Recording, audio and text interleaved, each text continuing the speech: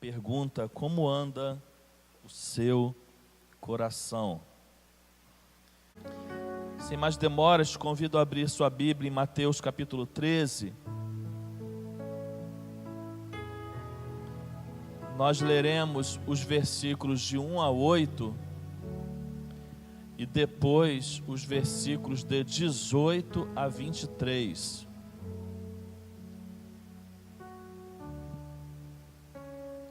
Repetindo, Mateus capítulo 13, de 1 a 8 e de 18 a 23.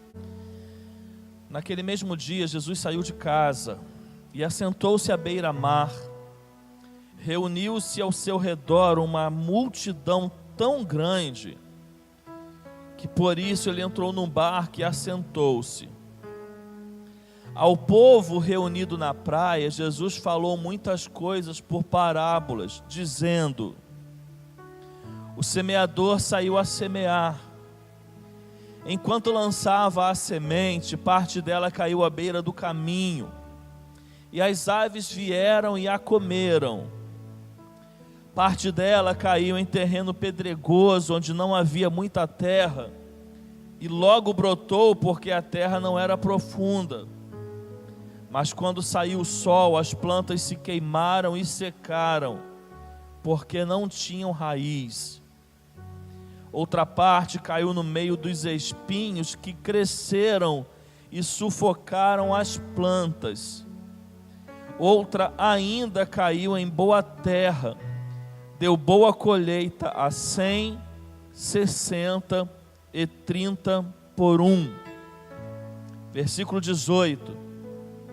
Portanto, ouçam o que significa a parábola do semeador. Quando alguém ouve a mensagem do reino e não a entende, o maligno vem e arranca o que foi semeado em seu coração. Esse é o caso da semente que caiu à beira do caminho. Quanto à semente que caiu em terreno pedregoso, este é o caso daquele que ouve a palavra e logo a recebe com alegria. Todavia, visto que não tem raiz em si mesmo, permanece pouco tempo. Quando surge alguma tribulação ou perseguição por causa da palavra, logo a abandona. Quanto à semente que caiu no meio dos espinhos, esse é o caso daquele que ouve a palavra, mas a preocupação desta vida e o engano das riquezas a sufocam, tornando-a infrutífera. E quanto à semente que caiu em boa terra, esse é o caso daquele que ouve a palavra e a entende, e dá uma colheita de 100, 60 e 30 por 1. Te convido a fechar seus olhos. Pai, nós oramos nessa manhã para que nossos corações estejam sensíveis a tudo que vamos refletir à luz da Tua palavra. Que conforme lemos, Pai, que nosso coração seja terra boa para receber a Tua palavra, para que Teu nome seja engrandecido entre nós e a partir de nós. Nós oramos em nome de Jesus, amém e amém. Irmãos, a palavra de Deus, ela tem papel fundamental na nossa vida, sim ou não? Quantas vezes, irmãos, nós somos movidos e direcionados, confrontados com e pela palavra de Deus. No entanto, esse texto de certa forma está nos dizendo que quando a palavra é verdadeira, compromissada, o entendimento e a aplicação dela depende também do coração que a recebe. Por que muitos irmãos estão debaixo da mesma palavra, do mesmo ensino, e tomam rumos completamente diferentes? Por que uns crescem, vivem experiências com o Deus da palavra e outros não? Irmãos, por que num ambiente de culto, por exemplo, onde a palavra é ministrada, uns conseguem sentir a presença, ouvir a palavra, e outros saem tão frios quanto entraram? A resposta, irmãos, de acordo com esse texto, é que isso acontece por causa do coração. Provérbios vai dizer, no capítulo 4, versículo 23, sobre tudo que se deve guardar, guarda o coração, porque dele procedem as fontes da vida. Vamos falar juntos sobre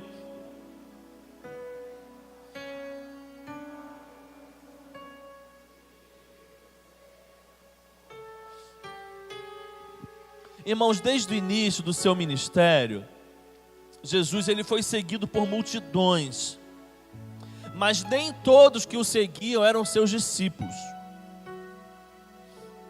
Alguns poderiam ser até fãs dele, mas não eram seus discípulos. Você consegue entender isso? Alguns poderiam ser fãs, mas não necessariamente eram seus discípulos. Você consegue ser fã de alguém e não ser discípulo dela. Você consegue admirar alguém por algo específico que ela faça e não necessariamente ser um seguidor dela. Embora Jesus ele fosse seguido por multidões, e esse texto que nós lemos narra exatamente isso, ele tinha o poder, queridos, de fazer aquilo que nós não temos. Ele tinha o poder de enxergar o coração. Enxergando o coração, irmãos, ele sabia o nível de absorção da palavra que cada um estava retendo. E é por isso que ele conta essa parábola. Essa parábola contada por Jesus, te convido a ficar com a sua Bíblia aberta, ela narra que o semeador saiu a semear, e as sementes semeadas tiveram 4 destinos diferentes. O texto começa dizendo que uma caiu à beira do caminho, as aves vieram e a comeram. Depois ele explica que a que caiu à beira do caminho reflete aquele que ouve a palavra, mas não entende. Então o maligno vem e arranca o que foi semeado no seu coração. Depois o texto vai dizer que houve uma parte de semente que caiu em um terreno pedregoso, com pouca terra. Ele brotou rápido justamente porque tinha pouca terra. Mas quando saiu o sol, as plantas se queimaram e secaram porque não tinha raiz. E depois o texto explica que essa que caiu em solo pedregoso e com pouca terra, reflete aquele que recebe a palavra com alegria. Todavia, por não ter raiz, permanece pouco tempo. Vindo a tribulação ou a perseguição, logo abandona. O texto em seguida, irmãos, narra um terceiro grupo de sementes que caiu no meio dos espinhos, que cresceu e sufocaram as plantas. E ele explica que esse é o caso daquele que ouve a palavra, mas a preocupação desta vida e o engano das riquezas a sufocam, tornando-a infrutífera. E por fim, o texto apresenta um quarto grupo de sementes que caiu em boa terra e deu boa colheita. E explicando, Jesus diz que esse reflete aquele que ouve a palavra, entende e dá bons frutos e boa colheita. Voltando à ideia principal que eu quero que você não perca, o texto está nos dizendo, irmãos, que a partir de qualquer palavra que é pregada, o resultado dessa palavra vai ter destinos, e esses destinos podem ser diferentes a partir dos corações que as recebem. Nessa manhã, como propõe o tema da mensagem, eu quero refletir juntamente com você como anda o meu coração, como anda o seu coração, e fazer 4 aplicações para a nossa vida, a partir dos 4 corações que nós encontramos nesse texto. Começando, você pode identificar aí entre os corações que você recebeu, começando com um coração que eu quero chamar de coração endurecido. Quero mais uma vez voltar ao texto. Versículo 4: enquanto lançava a semente, parte dela caiu à beira do caminho, e as aves vieram e a comeram.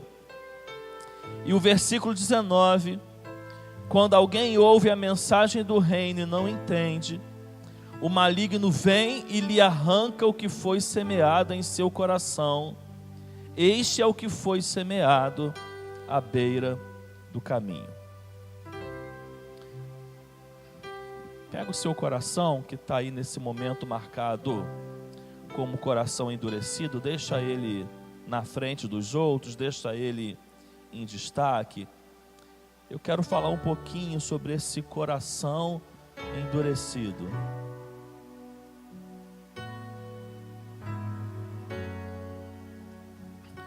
Irmãos, a gente precisa ter como entendimento algumas coisas que são fundamentais. O texto está falando da palavra de Deus, da palavra que é pregada. O Senhor Jesus estava se referindo a uma multidão que, embora ouvisse a sua palavra, nem todos retinham essa palavra. E a primeira coisa, irmãos, que a gente precisa entender é que todas as vezes que nós estamos num âmbito onde a palavra de Deus é pregada, que todas as vezes que nós estamos numa relação onde a palavra de Deus se propõe a ser pregada, existe, queridos, no nosso meio, uma força contrária, uma força que age para que a palavra pregada, a palavra ministrada não seja compreendida, não seja entendida. Nós estamos falando daquilo que nós chamamos de uma batalha espiritual. Talvez alguns não dão importância, mas é fundamental, por exemplo, quando uma palavra é pregada, numa igreja, por exemplo, que haja movimentos de oração, para que essa palavra seja pregada, e muitas vezes alguns não dão importância para isso. Por que muitas vezes um pregador, quando ele está no desfecho, na conclusão da sua palavra, ele pede para, por exemplo, que você que é crente, curve a sua cabeça e ore ao Senhor? Porque o momento, irmãos, entenda isso, o momento de pregação da palavra é um momento de uma enorme batalha espiritual, muito maior do que talvez eu e você possamos compreender. Existem forças contrárias no nosso meio, irmãos, e isso precisa ser entendido por todo crente, para que a palavra pregada, a palavra de Deus ministrada, não seja compreendida e não seja absorvida por parte daqueles que a recebem. E essas batalhas, elas atuam, irmão, nas mais diversas esferas. Você pode estar, por exemplo, num ambiente onde a palavra é pregada e estar lutando com as preocupações que você deixou do lado de fora, que estão te atrapalhando de receber uma palavra pregada.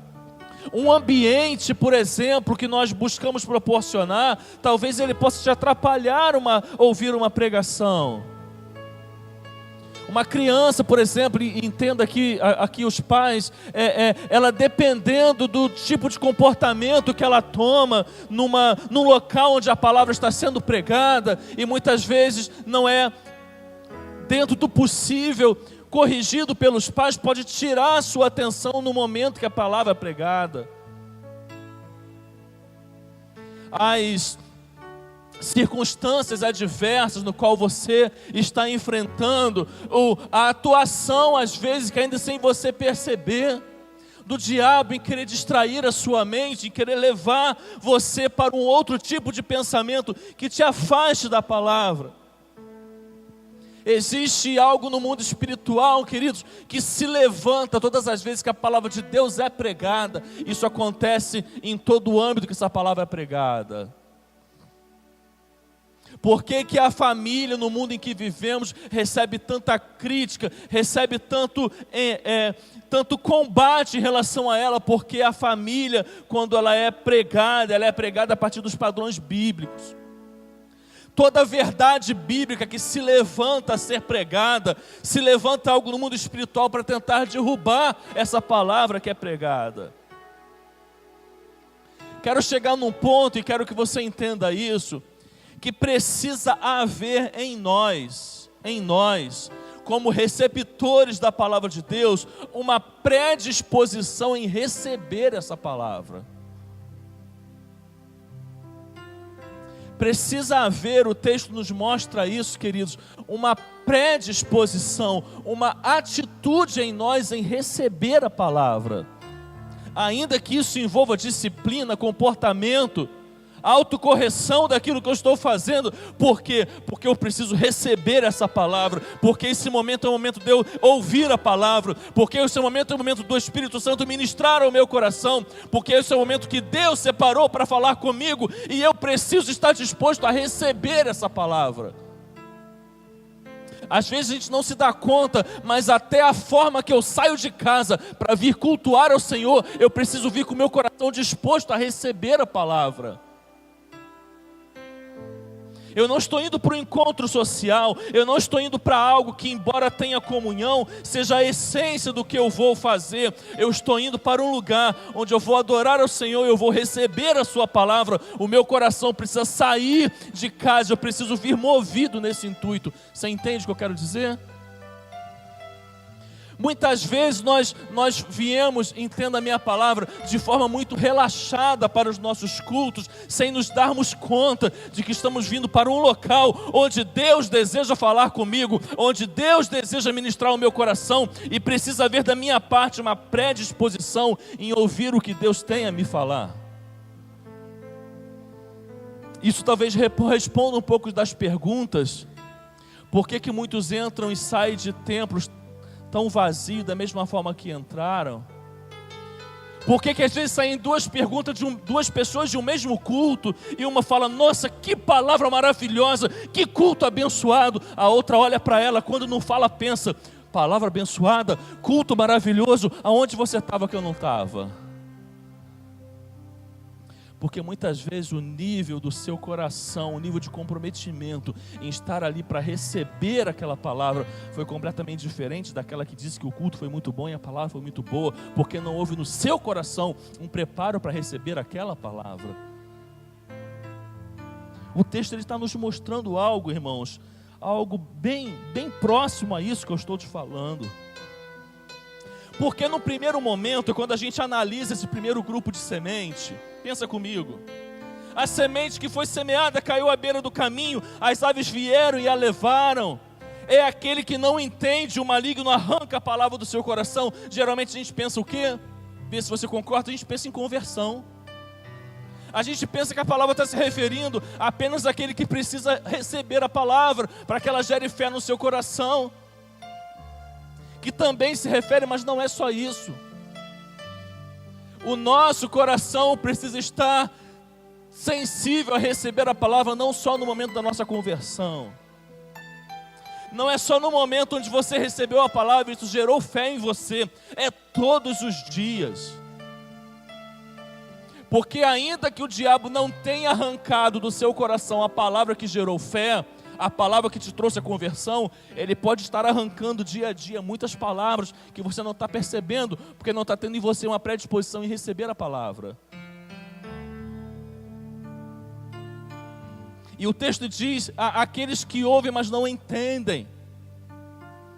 Por quê, queridos? Porque precisa haver uma predisposição, precisa haver algo a partir de nós, para que a gente receba essa palavra. Isso caminha mais ou menos nos exemplos que eu quero citar aqui. Fulano deveria estar nesse culto.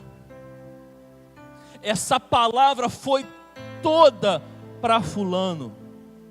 Pena que ele não está aqui. Irmãos, em parte pode ter razão o que você está dizendo. Porque para você falar isso, você fala a partir de algo que você conhece o outro. E você pode estar certo nas suas análises, mas o fato de fulano poderia estar aqui e não recebeu, não significa que essa palavra esteja anulada para você, porque ela também é para você.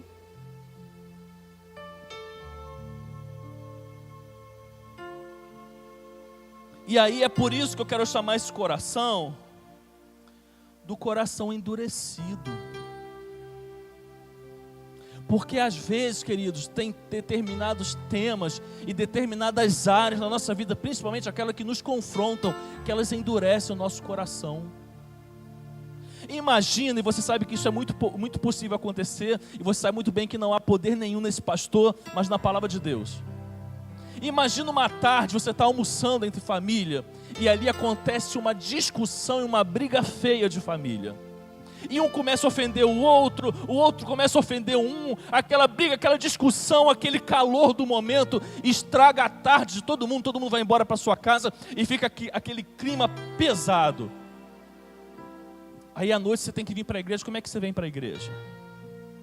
Você vem às vezes com o coração magoado por tudo que você ouviu, com o coração, com a mente entristecida por tudo que você falou. Aí digamos que nesse dia, você sabe que é muito possível que isso aconteça, vem um louvor aqui, o ministério abre o louvor falando sobre perdão. Aí depois vem a palavra vem sobre perdão. Mas o seu coração está como? No calor daquele momento ainda, endurecido. Tudo que você não queria ouvir naquele momento era perdão. Mas Deus separou aquela liturgia, Deus separou aquele momento, Deus trabalhou no coração do pregador durante a semana para trazer uma palavra para você sobre perdão. É a hora de a gente fazer o quê? Preparar o nosso coração desde quando a gente sai de casa, para que o Senhor ministre a nós aquilo exatamente que Ele quer falar. Porque se eu não faço isso, se não há uma preocupação minha que vou receber essa palavra, eu posso ficar o culto inteiro com o coração endurecido. E aí, no coração endurecido, o diabo faz o quê? Arranca. Aí o louvor foi sobre perdão, a palavra foi sobre perdão. Veio o pastor Magela na reflexão, falou sobre perdão, o culto inteiro culminou sobre perdão. Só o coração está endurecido, o diabo foi lá e arrancou a palavra no seu coração. Aquilo que deveria servir para você chegar em casa e aparar as arestas, refazer, consertar aquilo que aconteceu na parte da tarde, vai embora, e isso não colhe resultado positivo na sua vida, porque o diabo arrancou a palavra do seu coração. A gente precisa ter noção e entendimento de que quando eu sair de casa, de quando eu vou para qualquer lugar que a palavra de Deus seja pregada, eu preciso ir para aquele lugar para ouvir o que o Senhor quer dizer, não aquilo que eu quero ouvir. A gente vive uma época, queridos, como se as igrejas agora tivessem um cardápio. E assim como eu chego no restaurante, eu escolho o que eu quero comer, eu chego na igreja e escolho o que eu quero ouvir. Evangelho não é algo onde você escolhe o que você quer ouvir, mas você ouve aquilo que Deus quer lhe dizer. Mas para isso meu coração precisa estar sensível, porque muitas vezes eu vou ser confrontado, e a gente não gosta de ser confrontado, a maioria de nós. A gente não gosta de ser confrontado. Pega o seu coração nesse momento. Segura ele com uma das suas mãos e ore após mim a oração que eu vou fazer. Você repita após mim: Senhor, nesse momento, irmãos, perdoe até para a oração, é para toda a igreja, não é para A, B ou C, é para todos, tá bom? Senhor, nesse momento, eu peço, pela tua misericórdia, que o meu coração endurecido seja quebrado, que todas as vezes que eu me colocar como ouvinte da tua palavra, o meu coração esteja sensível para ouvir a tua palavra, para entender o teu recado e para agir como o Senhor deseja, em nome de Jesus. Certa vez, queridos, o Senhor usou o profeta Ezequiel para falar ao povo de Israel, lá no capítulo 36, versículo 26 do livro de Ezequiel. E a palavra de Deus ao povo foi assim: darei a vocês um novo darei a vocês um coração novo e porei um espírito novo em vocês. Tirarei de vocês o coração de pedra e lhes darei um coração de carne. Que todos os dias, queridos, que o nosso coração tomar o caminho de se endurecer, que a gente possa orar ao Senhor e dizer: Senhor, quebranta o meu coração, porque eu não quero ter um coração endurecido.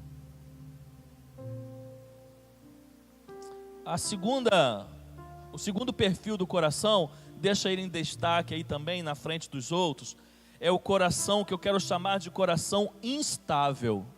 Instável. E o versículo vai dizendo assim, olha: parte dela caiu em terreno pedregoso, onde não havia muita terra, e logo brotou, porque a terra não era profunda. Mas quando saiu o sol, as plantas se queimaram e secaram, porque não tinham raiz. Versículos 20 e 21.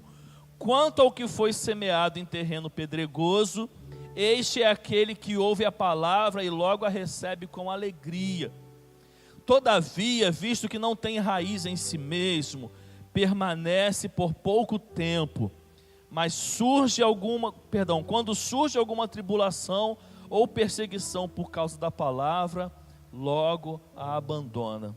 Eu quero chamar esse coração, queridos, de coração instável, porque o coração instável é aquele na vida cristã que quando o que o move é passageiro. Vê se você consegue entender. O coração instável, queridos, na vida do crente, é o coração que demonstra entusiasmo, mas o entusiasmo é passageiro. Além de, por exemplo, ser aquele que acabou de entrar na fé cristã e logo depois a abandona, pode ser também aquele que está dentro da igreja, mas a vida cristã é marcada por instabilidade. Exemplo, algo muda nele, ele toma uma decisão, porque ele talvez foi impactado por uma palavra, ele recebeu uma palavra e recebeu essa palavra com alegria. E ele toma uma decisão, por exemplo, que na vida cristã dele, ele precisa mudar a questão de assiduidade com os trabalhos da igreja. Ele percebe que ele está ausente demais, que ele não se envolve com a igreja, que ele não vai nas programações, que ele não participa de um ministério. Então ele decide ser alguém mais assíduo no trabalho da igreja. E aí ele começa a participar daquilo que ele nunca participou. Ele começa a estar nos encontros que ele nunca esteve. Ele começa a ir, por exemplo, na escola bíblica dominical que ele nunca foi. Ele começa a participar de um ministério que ele nunca participou. Só que passa um tempo, isso apaga. E de novo ele some. Às vezes, querido, ele é confrontado por uma palavra que falou sobre santidade, falou sobre a necessidade da santificação na vida do crente. Ele deseja: eu vou buscar mais a Deus. E ele inicia uma busca de leitura da Bíblia diária. Ele passa a fazer uma devocional que ele nunca fez antes na sua vida cristã. Ele começa a vivenciar mais a prática da oração, porque ele deseja ser alguém que queira crescer espiritualmente, buscar a santidade.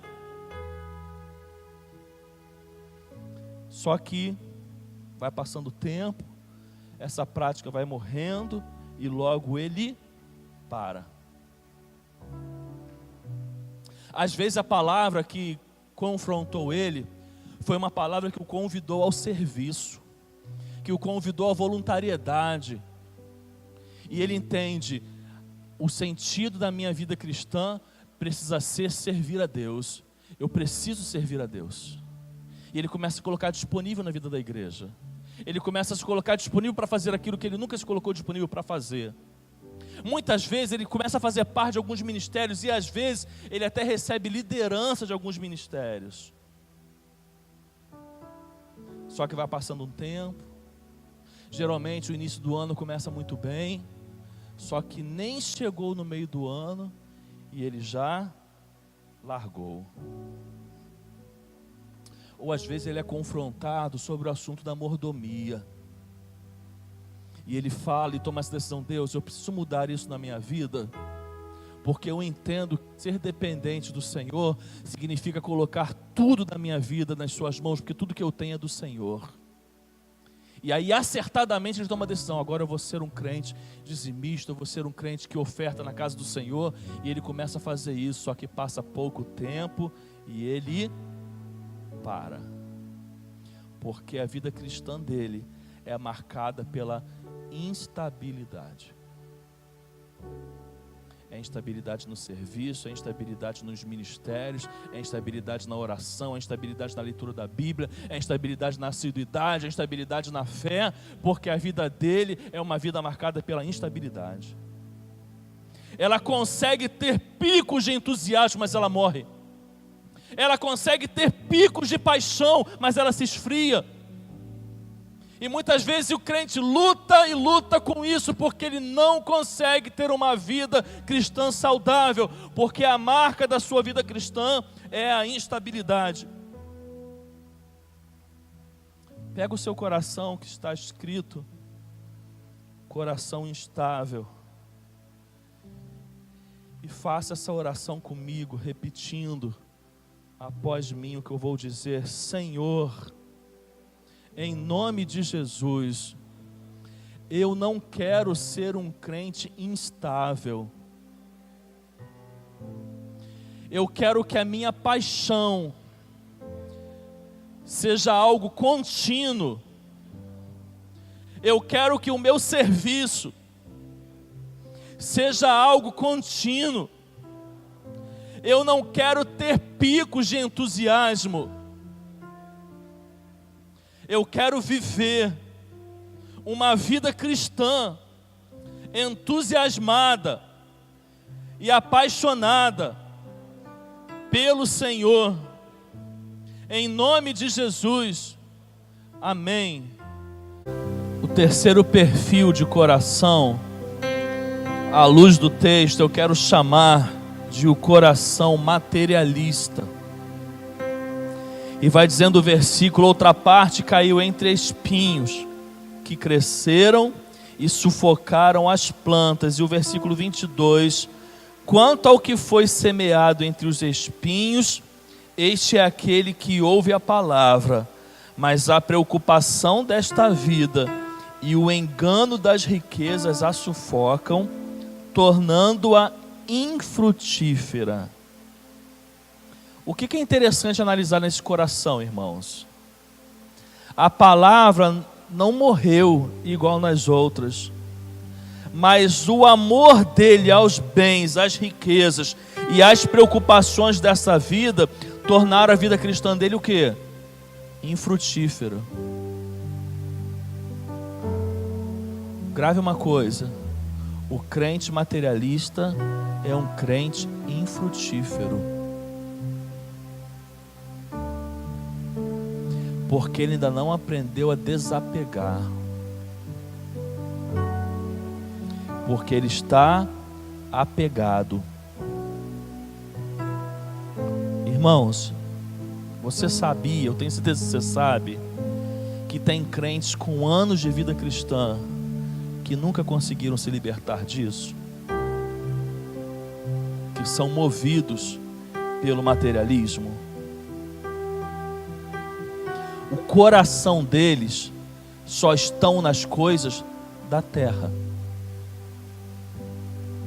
O coração dele muito mal passeia nas coisas espirituais, porque ele está mergulhado, inserido nas coisas da terra. Perdoe me aprofundar um pouco mais, usar talvez uma palavra não muito agradável, mas você conhece o crente fútil?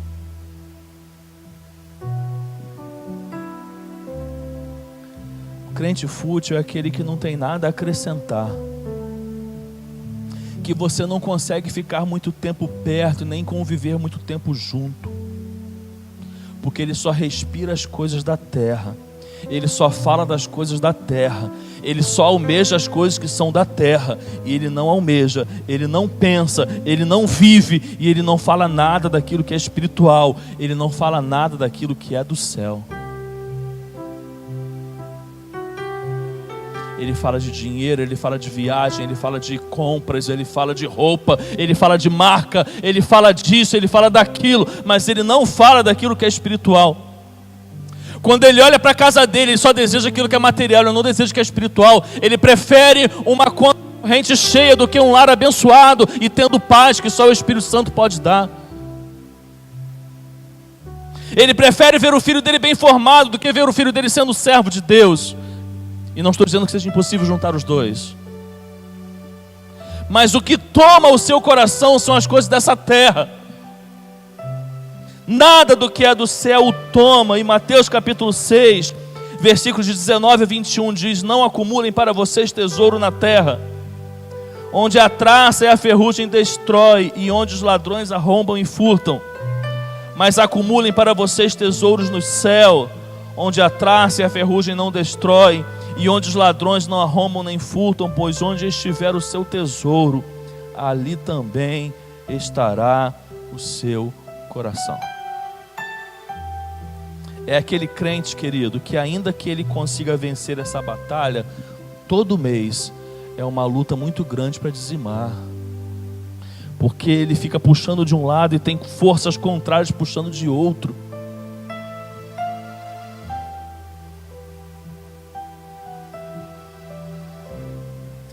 E como diz o versículo que nós lemos, o coração dele está naquilo que é o seu tesouro. Que é o seu tesouro. Se está tudo bem, eu tenho alegria. Olha, eu vou com prazer hoje para a igreja. Eu levanto as mãos, eu glorifico. A palavra foi uma bênção. Por quê? Porque está tudo bem na área material. Eu me envolvo no ministério, eu quero participar, eu quero servir, eu quero atuar, eu quero estar disponível, está tudo bem.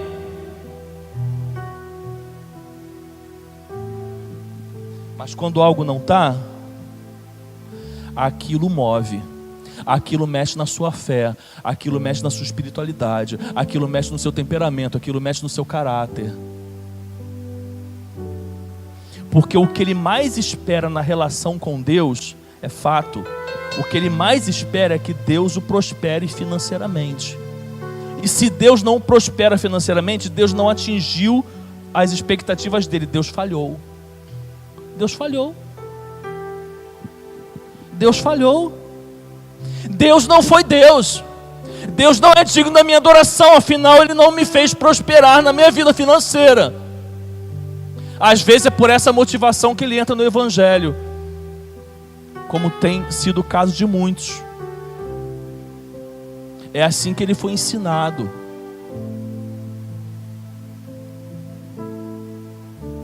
E aí ele cresce. E o que está à volta dele, de acordo com a palavra? Espinhos. Espinhos. Ele tenta dar fruta, mas o espinho não deixa. Ele tenta fazer, mas o espinho não deixa. Quando ele começa a pensar, o espinho segura. Ele pode passar 10, 20, 30, 40, 50 anos de vida cristã. Ou você arranca o espinho para poder sua vida cristã dar fruto, ou você vai morrer entre os espinhos.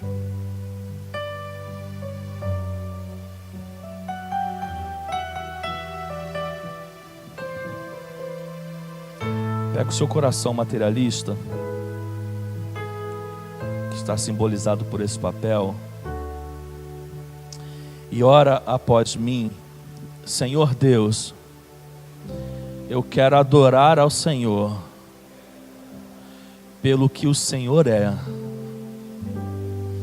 Eu quero enxergar o que é mais importante para a minha vida. E ainda que o Senhor me abençoe com muitos bens, todos eles serão colocados a serviço do teu reino, porque eu desejo ser senhor e não escravo daquilo que eu tenho.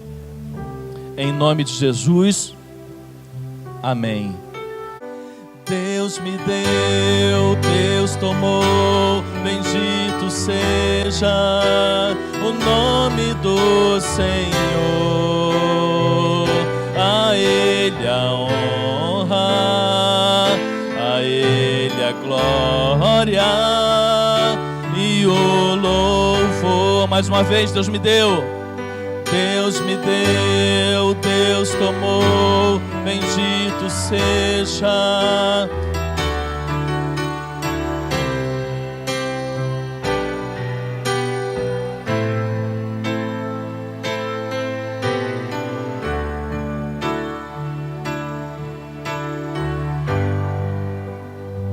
Amém, amém, amém. Mas tem um quarto coração, irmãos, e a palavra de Deus ela é perfeita, e existe o coração que eu quero chamar de coração frutífero, onde o versículo 8 vai dizendo: outra ainda caiu em boa terra, deu boa colheita a 100, 60 e 30 por um. E o versículo 23, e finalmente o que foi semeado em boa terra, este é aquele que ouve a palavra e a entende, e dá uma colheita de 100, 60 e 30 por um. Irmãos, o coração frutífero é o coração que é terra boa. É o coração que Deus deseja encontrar entre aqueles que não são multidão, são discípulos. Esse, queridos, é aquele coração onde você olha e você vê crescimento, você vê misericórdia de Deus, você vê bênçãos na família, você vê bênçãos na criação dos filhos, você vê saúde emocional. Esse coração, irmãos, é aquele do Salmo 1, que lá no versículo 3 vai dizendo: é como árvore plantada à beira de águas correntes. Esse é o crente que é como árvore plantada à beira de águas correntes. Ele dá o fruto no tempo certo, suas folhas não murcham e tudo que ele faz prospera. Você está com o teu coração aí? Então ore após mim: Senhor, esse é o coração que eu quero cultivar, que o meu coração seja terra boa, para que a semente da tua palavra habite, cresça e dê muitos frutos. Esse você não vai trazer para a cruz, esse você vai guardar. Você vai guardar na sua Bíblia, você vai colocar na tua geladeira. Já aviso que não tem poder místico nenhum nisso, mas você vai guardar como recordação, como memorial, para que você olhe para ele e fale: Deus, como está meu coração hoje? Ele está endurecido, eu quero substituir ele. Ele está materialista, Deus, eu quero substituir ele. Ele está instável, eu quero substituir pelo coração frutífero. Quero concluir essa palavra voltando ao texto de Provérbios que eu citei lá no início. Acima de tudo, guarde o seu coração, pois dele depende toda a sua vida. Como nós podemos guardar o nosso coração? Afaste da sua boca as palavras perversas. Fique longe dos seus lábios a maldade. Olhe sempre para a frente, mantenha o olhar fixo no que está diante de você. Veja bem por onde anda e os seus passos serão seguros. Não se desvie nem para a direita nem para a esquerda. Afaste os seus pés da maldade. O Senhor Jesus, de certa forma, completa essas palavras quando ele diz, por exemplo, em Mateus capítulo 15, versículo 11: o que entra pela boca não torna o homem impuro, mas o que sai de sua boca, isto o torna impuro.